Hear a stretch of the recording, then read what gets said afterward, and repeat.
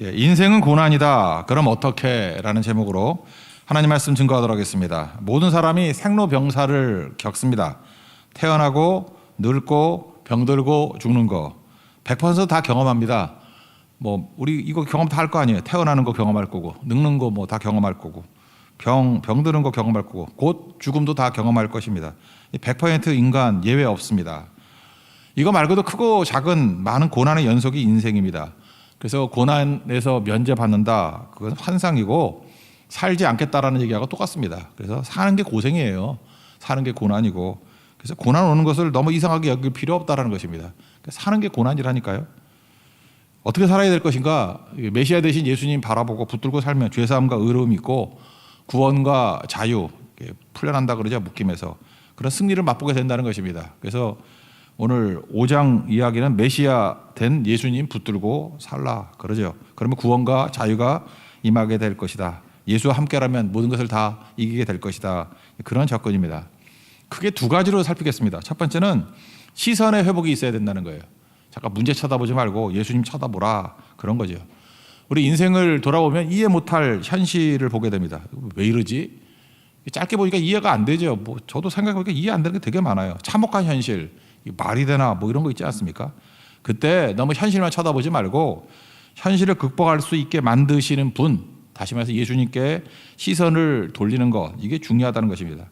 성경에 도처에 나오잖아요. 주만 바라볼지라, 빛을 바라보라, 이런 얘기들입니다.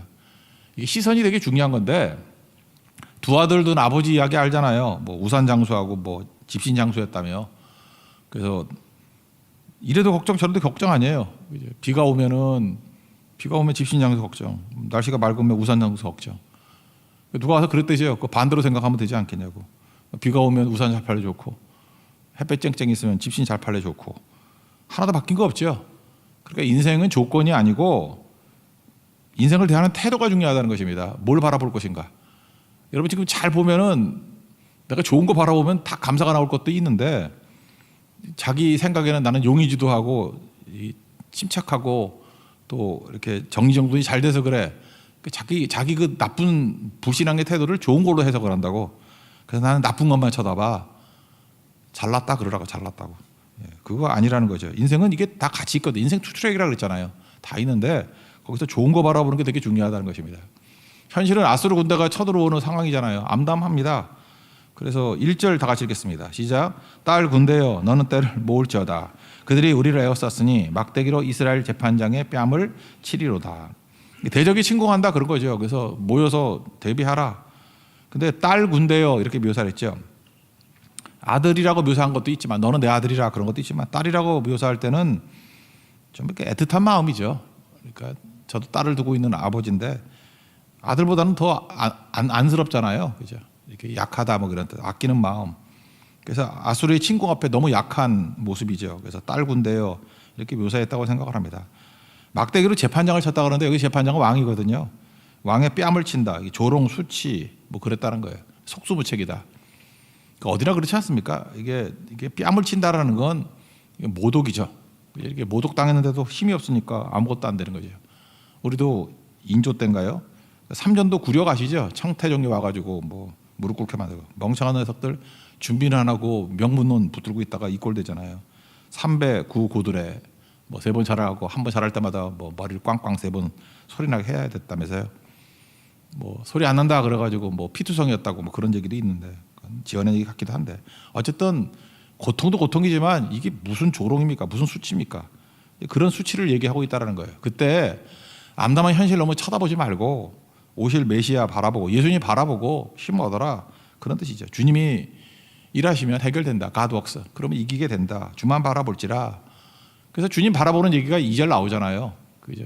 예수님 바라봐라. 메시아 바라보라. 2절 다 가시겠습니다. 시작.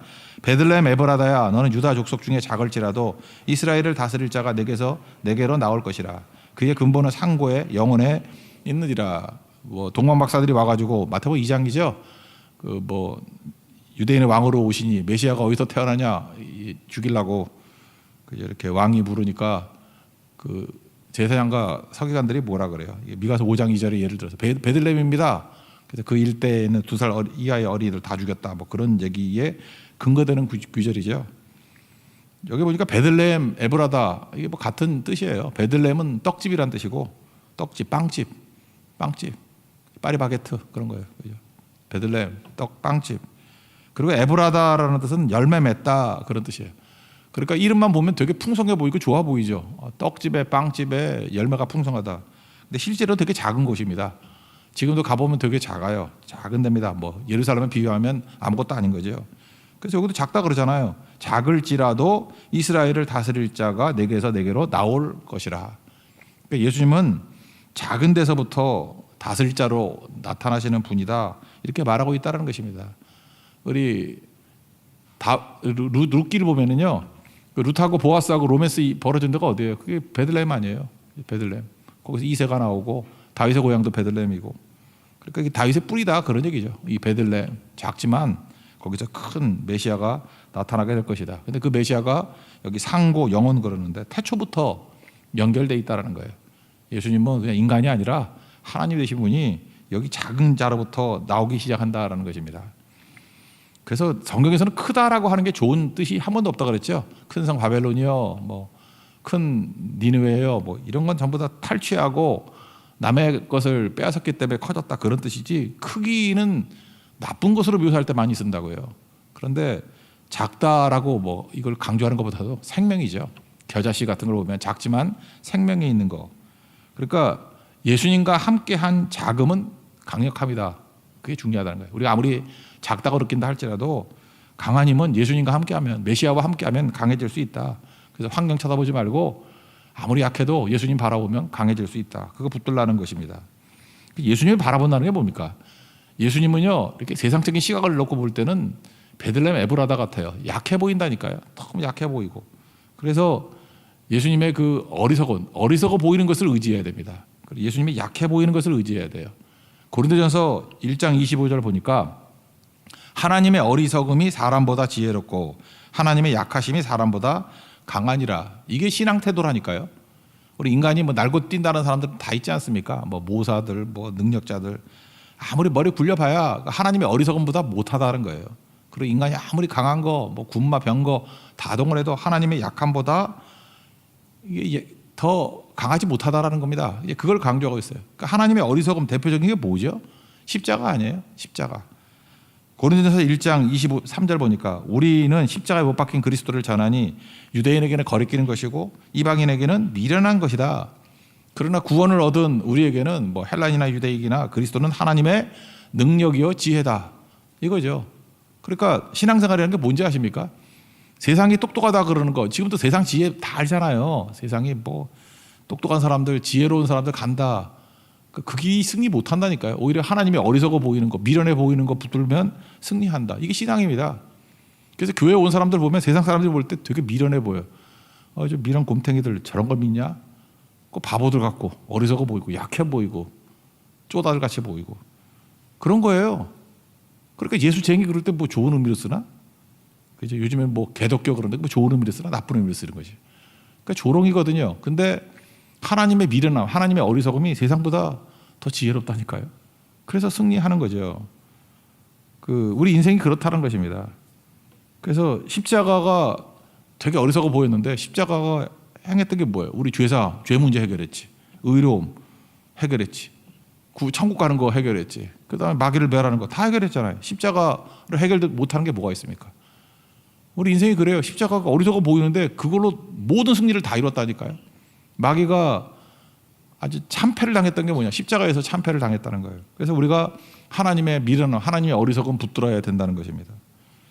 그 앞에 이런 얘기가 나오죠. 전도에 미련한 거. 고린도전서 1장 21절인데 하나님의 지혜에 있어서는 이 세상이 자기 지혜로 하나님을 알지 못하므로 하나님께서 전도에 미련한 것으로 믿는 자들을 구원하시기를 기뻐하셨도다.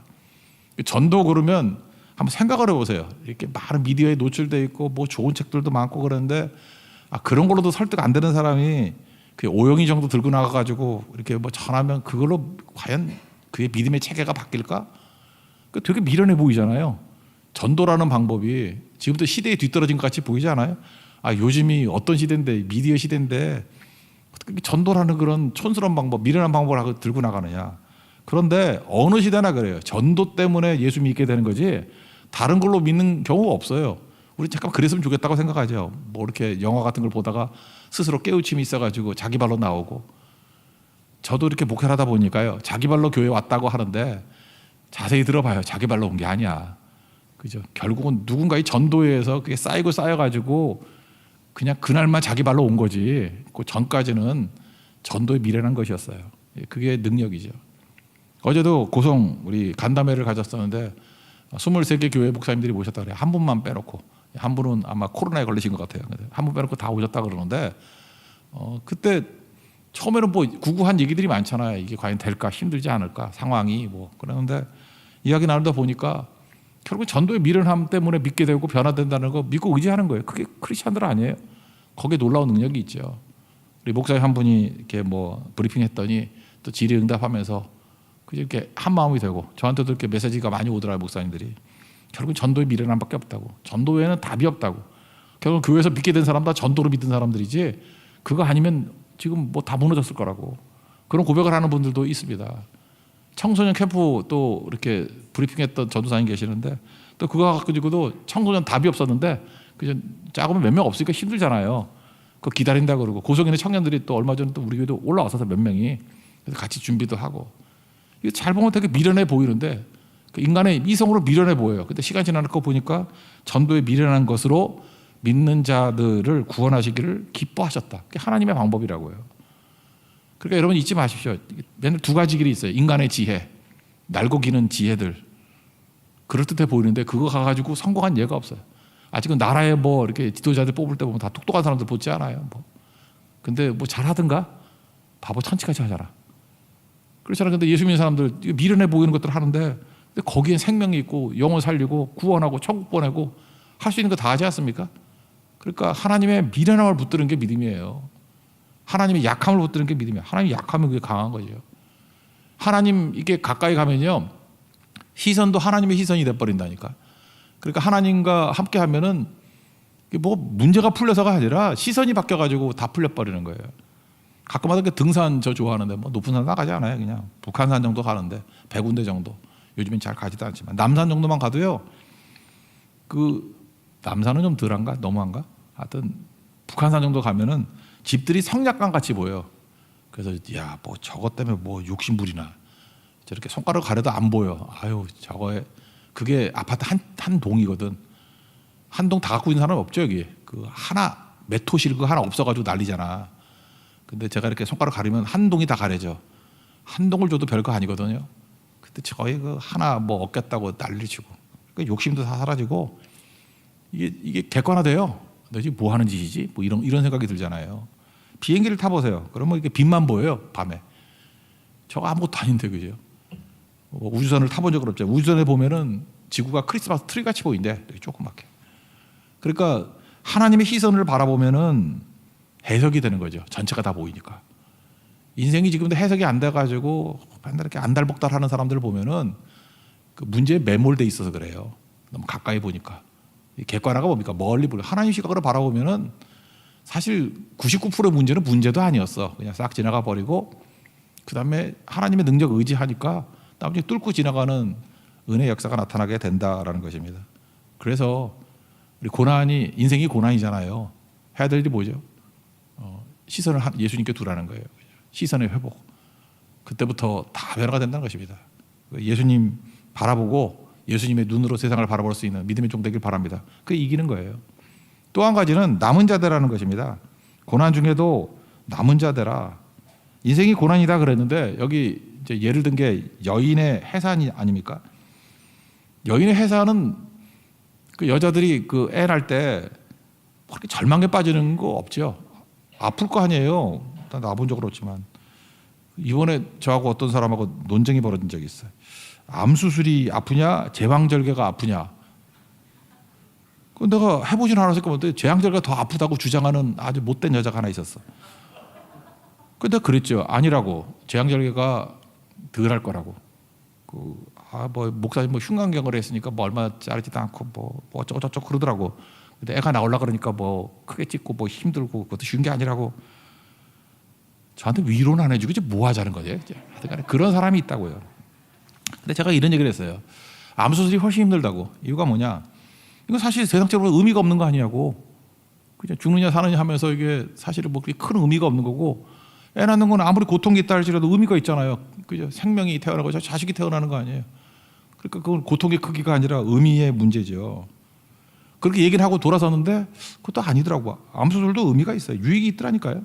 저 목회자 아니에요. 목회자인데 사실 그 처음에 암입니다 그럴 때 그 오는 충격 그런 거. 그래서 성도들 내가 이해를 하게 됐다니까. 아, 우리 성도들도 암 환자들 많잖아요. 암입니다 그럴 때 아, 이런 생각이 있구나. 그래서 나 막 메모해놨어. 이런 거구나. 그래서 위로를 잘해주고 그때 도와줄 수 있어야 될 거 아니에요. 그런 것도 참 힘이 됐고, 그 다음에 뭐 나머지 뭐 다 생략하고 하여튼 뭐 그건 과정은 주와 함께 이제 뭐 걸어가는 거죠. 일상을 살면서. 근데 수술 다 끝나고 난 다음에도 쉬운 게 아니더라고요. 저는 그 의사 선생님이 좋았는지 하여튼 너무 진통제를 너무 좋은 거를 줬어요 저한테. 그래서 저는 별로 아프지 않았어요. 그래서 태어나자마자 그 다음날 설교도 하고 막 그랬잖아. 난 그게 주께서 주신 능력인 줄 알았더니 그게 마약의 능력이었어. 정말요. 그때는 별로 내가 힘들면 하겠어요? 별로 힘든 거 없고 할만하더라고요. 그래서 했는데 그게 이제 꽤 오래됐죠. 한 2주 동안 이제 주는 거, 또 전화 우리 사모는 또 성실한 사람 아닙니까? 그래서 주는 거 진짜 한 끼도 안 빼놓고 밥 먹고 다 먹었어요. 하루에 3알씩. 그게 다 마약 1, 마약 2, 마약 3이야. 마약 3개. 다른 의사분들이 그러더라고요. 이거 되게 센 건데 이걸 어떻게 드셨냐고 그러는데요. 잘 드셨어요. 그래서 하루에 9알씩. 아침, 점심, 저녁. 그리고 막 날아다니는 것 같았죠. 뭐 별 문제가 없었고. 근데 이번에 뭐 이렇게 철심 빼고 막 이러니까 또 의사가 그러더라고요. 이제 진통제 주지도 않아. 갑자기 끊으니까 하루인가 끊었는데, 이제 우리 교회도 이제 의사분들 계시잖아요. 어떤 집사님이 이 집사님이라고 그분이 그러더라고요. 금단 현상이라고. 그 마약 금단 현상이 나타나기 시작하는 거예요. 그러니까 더 힘든 거야. 왜 이렇게 힘들어지나. 근데 그 여러 가지 금단 현상 중에 힘든 게 뭐냐, 이제 우울증이 생겨요. 나는 우울증이 뭔지 몰랐거든요. 이런 거구나. 그냥 뭐 특별히 아픈 데도 없는데 전반적으로 뭘 하기가 싫어져. 그리고 좀 화가 나고. 그리고 저도 성실하니까 또 운동하라 그래서 요즘에 또 10,000보 이상 걷거든요. 맨날 걷는데 이게 경의선 숲길을 쭉 걷는데 그 앞에서 얼쩡거리는 아저씨가 하나 있었어. 저 웬만하면 화를 잘 안 내거든요. 내가 이렇게 화를 내는 성격인 처음 알았어. 화가 막 밀어 올라오고 주먹에 힘이 들어가고 있더라고. 내 안에 폭력성이 생기는 거예요. 정말이에요. 근데 또 이성도 작용을 하는 거야. 이러면 안 되지. 뭐 하는 거야 하는데 내 느낌에 이게 조금 더 가면은 폭력적이 되겠더라고. 이런 거구나. 이게 금단 현상이. 마약한 사람이 막 이렇게 폭력적이 되는 게 이런 거구나. 이런 생각도 가졌고, 금단 현상이라는 것이 이게 이성의 힘으로 막 눌러야 되는 거지. 사실 그게 약해지면 이게 또 표출될 수도 있구나. 이런 생각을 했어요. 우리 우울증 걸리신 분들 그러잖아요. 자꾸 사람 피하죠. 나는 그 이해를 못했어요. 저거 용기가 없지 왜 자꾸 피하기만 하나. 그랬더니 그분들이 공동체를 생각해서 그러는 거일 수도 있겠다는 생각을 했어요. 왜냐하면은 피하면은 그냥 피하는 것 정도의 피해가 한 10 정도밖에 안 되잖아요. 근데 괜히 공동체에 머물러 있어가지고 버티면은 거기서 진짜 폭력적으로 나와가지고 여러 사람 힘들게 만들 수 있겠더라고. 그래서 자기가 그렇게 될까봐 피하는 거일 수도 있겠구나 하는, 내가 횡설들 같지만 너무 많은 것도 깨달았어요. 이런 게 있겠구나. 그래서 사실 이해 못하는 많은 영역들을 이렇게 이해가 되더라고요. 그렇다고 그러면 제왕절개는 의미가 있고 암수술은 의미가 없다. 그건 아닐 수도 있죠. 오히려 저한테 굉장히 많은 의미로 다가올 수도 있어서 합력하게 선을 이룬다. 이런 생각을 하게도 됐다라는 거예요. 그러니까 이게 무슨 얘기죠? 매 순간마다 하나님께서 우리에게 의미 없이 주시는 건 없는 거죠. 주와 함께라면, 예수님과 함께 간다 그러면은 사실 거기서 고난 중에도 유익을 다 얻을 수 있다라는 것입니다. 이게 뭐냐 하면은 어려움이 있더라도 하나님이 하실 일 다 한다는 거예요. 그게 바로 뭐냐? 남은 자예요. 이 전쟁 중이잖아요. 웃기지 않습니까? 전쟁이면 뭐 죽느니 사느니 그러는데 거기서 해산하는 여자가 있다라는 거예요. 그게 무슨 얘기입니까? 남은 자라는 거예요. 이게 세상에 난리가 벌어져도 사람들 할 거 다 해. 또 다른 말로 일상을 살아야 되는 거야. 그런 거죠. 그래서 예수님이 오시면 우리에게 목자 되셔가지고 어려운 가운데 아무것도 못할 것 같이 보이지, 자세히 들여봐. 거기서 임신도 하고 아기도 낳고 생명도 연결되고 그걸 남은 자라 그러거든요. 남은 자의 역사는 계속 있어. 우리 코로나 있고 막 이러면은 전도도 안 되고 다 안 될 것 같이 보이죠. 다 떠날 것 같이 보이죠. 그 안에 전도가 있고 이 코로나 때 예수 믿는 사람 되게 많아요. 정말이에요. 믿고 돌아오고 이게 남은 자예요. 그러니까 안 된다고 생각하지 말고 언제나 된다라는 것입니다. 믿는 자는 남아있다. 뭐 다 떠나는 것 같이 보이죠. 안 떠납니다. 남는 자가 반드시 있다라는 거예요. 소돔에도 남은 자가 있었고요. 바알에게 무릎 꿇지 않은 엘리야 시대 때 7천 명의 남은 자가 있었고 또 다니엘의 세 친구 우상에게 신상에게 절하지 않는 사람이 있잖아요. 그리 아니하실지도 하면서 남은 자잖아요. 그러니까 하나님의 역사는 이게 남은 자의 역사라는 것입니다. 3절 4절 읽겠습니다. 시작. 그러므로 여인이 해상하기까지 그들을 붙여 두시겠고 그 후에는 그의 형제 가운데 남은 자가 이스라엘 자손에게로 돌아오리니 그가 여호와의 능력과 그의 하나님 여호와의 이름의 위엄을 의지하고 서서 목축하니 그들이 거주할 것이라. 이제 그가 창대의 땅 끝까지 미치리라. 자, 생명이라는 게 대단한 건데 전쟁 중에 그러면 아무것도 안 이루어지는 것 같이 보이지만 그 안에서 일상같이 모든 일이 다 벌어진다는 거예요. 우리 한국 전쟁 때 그 기억나십니까? 이전 대통령, 요 바로 전 대통령도 이때 뭐 내려왔다 그러나 흥남철수 들어보셨죠?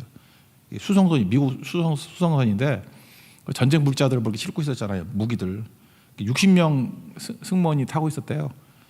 근데 뭐 그 흥남 부두에서 남한으로 내려올라오는 사람들이 뭐 부두 미어 터지게 있었고 그때 그 선장님이 결단 내렸죠. 여기는 모든 무기 뭐 장비 다 내려놔. 그리고 폭파시켰죠. 그리고 다 타라고.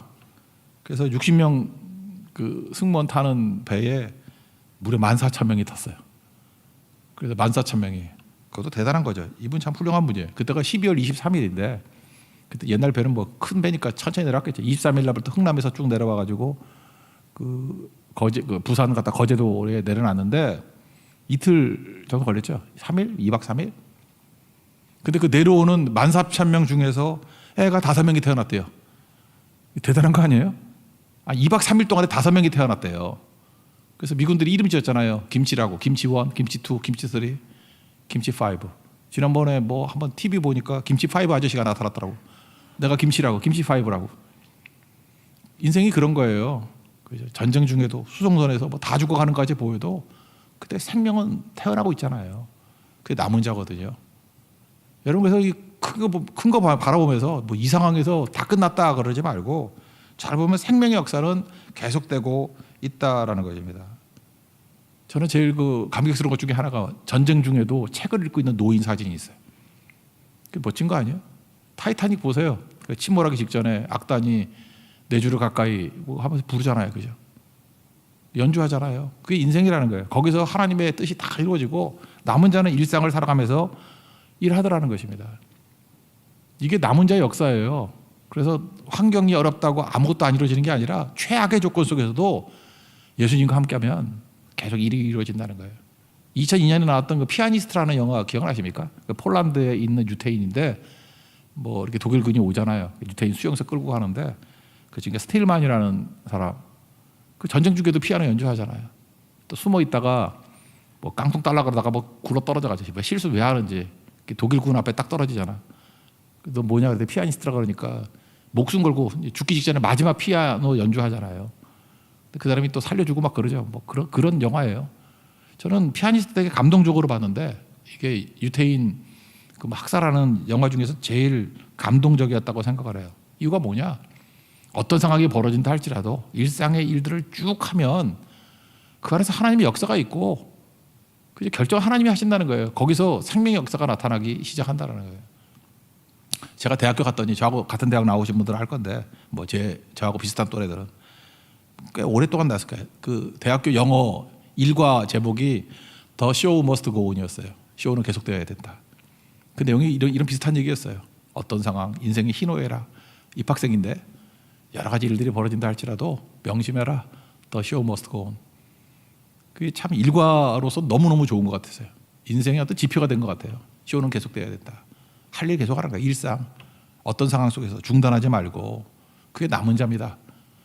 누가 남은 자예요? 아무리 어려운 상황이라 할지라도 예수님 바라보고 계속해서 일상의 일을 걸어가는 거 그때 승리가 나타나게 된다는 거예요. 그런 사람이 단비가 되고 이 가문 가운데 소망이 되고 또 그런 사람이 사자가 된다는 거예요. 일상이 뭡니까? 목숨 걸고라도 계속 하는 거예요. 끝까지 그 길을 걸어가는 거예요. 사자의 용기 갖고 뛰는 인생들. 어떤 분이 이런 얘기를 하대요. 우리가 이렇게 어려움 당하면 두려움 때문에 이렇게 마비된 쥐같이 돼버린다고. 아무것도 못하는 거죠. 기독교의 상징이 여러 번 변했대요. 초대교회 때는 물고기였죠. 알겠죠? 그 이름 따가지고 약자리에서 익두스라 그래가지고. 요즘엔 별로 없지만 옛날에 자동차 뒤에다가 물고기 마크 붙이고 다니는 분들 많았어. 물고기가 기독교의 상징일 때도 있었고, 어떤 때는 양이 상징일 때도 있었고, 어떤 때는 독수리가 상징일 때도 있고. 그래서 유럽 같은 데 보면 독수리 문장들 많고요. 뭐 제가 나온 대학교도 독수리가 상징이었잖아요. 독수리 뭐 이런 거. 또 어떤 때는 사자가 상징일 때도 있어요. 사자. 여긴 사자라고 그러잖아요. 사자같이 담대하라고. 그러나 카멜레온이 상징됐던 적은 한 번도 없었다고. 카멜레온은 뭐죠? 상황에 따라서 이랬다 저랬다 하는, 그죠? 색깔 변하는. 기독교의 상징이 카멜레온만 되지 않으면 돼요. 뭐가 되든 간에 물고기가 됐던 양이 됐던 사자가 됐던 독수리가 됐던 그냥 쭉 살면 돼요. 쭉 일상을 살면은 그게 남은 자입니다. 하나님께서 도와주시고 우리 사명에 다 이를 때까지 보호해 주시고 때 되면 데려가시는 거예요. 그게 우리 인생이라는 거예요. 마태복음 24장 13절 보니까 끝까지 견디는 자는 그게 남은 자예요. 구원을 얻으리라. 끝까지 남는 자. 남은 자 되십시오. 남은 자가 단비가 되고 남은 자가 사자같이 두려움을 이기는 담대한 하나님 백성이 된다라는 것입니다. 7절 8절 읽겠습니다. 시작. 야곱의 남은 자는 많은 백성 가운데 있으리니 그들은 여호와께로부터 내리는 이슬 같고 풀 위에 내리는 단비 같아서 사람을 기다리지 아니하며 인생을 기다리지 아니할 것이며 야곱의 남은 자는 여러 나라 가운데와 많은 백성 가운데 있으리니 그들은 수풀의 짐승들 중에 사자 같고 양떼 중에 젊은 사자 같아서 만일 그가 지나간 자 밟고 찢으리니 능히 구원할 자가 없을 것이라. 그러니까 끝까지 견디는 자가 되라는 것입니다. 그런데 현실로 다시 돌아옵니다. 10절 이하에는 아수르 군대가 와가지고 우리를 깨트리고 넘어뜨리고 하는데 그들이 믿고 의지하는 바를 다 깨트린다 그런 뜻이에요. 군마와 병거를 부숴버린다. 복술, 점쟁이 이런 것 다 없애버리고 우상과 주상을 멸절해버린다. 그러는 거예요. 다 깨버린다. 여러분 생각해보세요. 우상의 본질이 뭡니까? 우상. 하나님께서 우리 인생 가운데 이렇게 고난을 이렇게 허용하실 때가 있어요. 그럼 그 고난이 우상을 깨버리는 거거든. 우상의 본질은 눈에 보이는 겁니다. 눈에 보이는 것. 우리가 이렇게 두려움이 오잖아요. 그러면 눈에 보이지 않는 하나님을 바라보고 끝까지 견디는 자, 남은 자가 돼야 되는데 우리는요 견디는 게 믿음 아니에요. 에무나. 근데 믿음으로 견디는 게 아니고 눈에 보이는 것을 의지하면서 견딜라 그래요. 그것도 약간의 견디는 능력이 있죠. 근데 그건 우상이라는 거예요. 출애굽기 32장 보십시오. 모세가 안 보여요. 시내산 올라가다 내려오질 않아요. 그랬더니 불안해지죠. 불안해지는데 어떻게 하죠? 눈에 안 보이는 하나님 기다릴 수가 없는 거예요. 그러니까 금같이 모아가지고 금송아지 만들고 그걸 여호와 하나님이라 그랬잖아요. 그게 무슨 얘기입니까? 우리 인간을 제일 힘들게 만드는 게 뭐냐? 불확실성이에요. 불확실성을 확실하게 만들고 싶어하는 욕망이 있어요. 우리는. 그게 우상이라고. 그래서 어떤 분이 이렇게 물었어요. 우상 없이 견딜 수 있는가? 우상 없이 기다릴 수 있는가? 기다린다고 다 되는 게 아니라 믿음으로 기다려야 되는 거지 우상 붙들고 기다리는 건 우상 숭배라고요. 여러분 눈에 보이는 여러분들 뭘 의지하십니까? 여기 이스라엘 백성들은 군마, 병거 이런 거 의지했어요. 애굽의 상징이 그거 아니에요. 홍해에서 그 병거와 마병 다 죽여버렸죠. 이제는 눈에 보이는 것들을 의지하는 게 애굽이거든. 그죠? 병거와 마병들, 말들. 그래서 그런 거 의지하지 말라 그러잖아요. 싹 없애버리고 이제는 구름기둥과 불기둥 보이지 않는 하나님만 의지하고 살아가는 인생이 하나님 백성이다 그거 아니에요? 우리도 믿음이 그거예요. 믿음은 맡기는 거거든요. 이걸 갖다가 그 뭐 실존주의 철학자도 그러죠. 존재로의 용기 그러는데 존재로의 용기가 뭐냐? 그 믿음의 믿음. 하나님께 맡겨버리는 거 말만 멋있게 만든 거지. 안 보여도 주님께 맡길 수 있는가? 그게 진짜 믿음이라고. 그런 사람이 남은 자예요. 안 보여도 주님 믿고 나아가는 거. 그래서 이 눈에 아무 증거 아니 보여도 눈에 보이는 거 없어버려도 믿음만을 가지고 나간다고. 보이지 않는 하나님 의지하고 나간다고. 여러분 뭘 의지하십니까? 사람들이 그래요. 이거 무슨 뭐 용이 주도함이라 하는데 뭘 믿어요? 되게 돈 믿어요. 돈 눈에 보이잖아. 통장에 잔고 찍힌 거 눈에 보이잖아. 그러면 그걸 믿는다. 그거 우상이에요. 하나님이 돈 주실 수 있어요. 그렇지만 그 통장 잔고를 믿는 게 아니라 하나님을 믿는 거죠. 하나님 믿고 공급해 주시고 공과고의 하나님 아니에요. 공급하시고 가르치고 고쳐주시는 하나님. 또 뭘 믿어요? 인맥을 믿죠. 위기 때 날 도와줄 수 있는 사람들. 위기 당해보세요. 사람은 다 떠나가요. 잘 되니까 옆에 머물러 있는 거지. 돈도 우상이고 인맥 만들려고 요즘에 얼마나 난리칩니까? 몸도 아프다 그러는데 예배는 안 오면서 맨날 동창회 찾아다니고. 이거 그 어르신들 보면 바보 아니야. 내가 만났을 때 얘기했어요. 그 동창회가 절대 살리지 않습니다. 내가 그랬어요. 동창회가 하나님이 살려주시는 거지. 예수님이 살리는 거지. 위기 당해보라. 동창회에서 무슨 힘이 돼요? 나중에는 하도 할 게 없으니까 개모임을 한다. 개모임이 그거라도 인맥이래. 그 개주가 돈 들고 튀지나 말게 하라고. 믿을 거 하나도 못 돼. 하나도. 하나님 믿고 의지해야죠. 그래서 우리에게 우상이 있어요. 우상 붙들고 견딜라 그래. 우상 붙들고 눈에 보이는 것들. 그래서 통장 잔고 연금 뭐 이렇게 눈에 보이는 것들이 그게 나를 보장해 줄 줄 알아. 노후 준비라는 게 다 우상이거든요. 하나님이 공급해 주시지 무슨 노후 준비 뭘 얼마나 해준다고. 사후 준비하세요. 사후 준비. 죽고 난 다음에 하나님 앞에 설 준비를 해야지 무슨 노후 준비를 해. 사후 준비를 해야지. 그래서 결국은 험악한 인생 가운데 인생이 고난인데 남은 자다라는 거야. 남은 자. 끝까지 견디는 자가 남은 자인데 견딤도 질이 다르다는 거예요. 눈에 보이는 거 우상 만들어서 견딜라 그러는 것들은 망할 놈들이고 다 망한다 그런 뜻이에요. 결국은 우상 없이도 견딜 수 있는가, 우상 없이도 기다릴 수 있는가, 이게 진짜 남은 자의 모습이라는 거예요. 끝까지 남은 자의 모습으로 하나님 앞에 서 있는 종 되기를 바랍니다. 요거 마지막 읽고 마칩시다. 10절부터 13절입니다. 시작. 여호와께서 이르시되 그날에 이르러는 내가 내 군마를 내 가운데서 멸절하며 내 병거를 부수며 내 땅의 성읍들을 멸하며 내 모든 경관산을 무너뜨릴 것이며 내가 또 복수를 내 손에서 끊으리니 내가 다시는 점쟁이가 없게 될 것이며 내가 내게 새긴 우상과 주상을 너희 가운데서 멸절하리니 내가 내 손으로 만드는 것을 다시는 섬기지 아니하리라. 우상 다 타파. 그죠? 이게 눈에 보이는 것들 의지하는 것을 없애버리고 하나님께 맡기고 의탁하기를 원하는 모습. 남은 자 만든다는 거예요. 그러면 승리한다는 것입니다. 뭐 내용 복잡하게 생각하지 말고 인생이 고난입니다. 어떻게 살 것입니까? 그러면 승리하는 비결은 시선의 문제예요. 항상 주만 바라볼 시선을 주님 바라보라. 주님 바라보면 어떤 인생에 구체적으로 하나님의 미련함을 붙드는 인생 되라는 거예요. 하나님의 어리석음을 붙드는 인생이 되라는 거예요. 십자가를 붙드는 인생이 되라는 거예요. 하나님의 어리석음이 인간의 지혜보다 낫습니다. 하나님의 약함이 인간의 강함보다 낫습니다.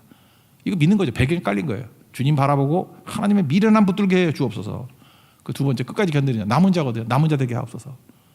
우상 붙들고 견디는 게 아니라 믿음 붙들고 보이지 않는 하나님 붙들고 끝까지 견디는 자 되게 해 주옵소서. 그게 승리하는 길입니다.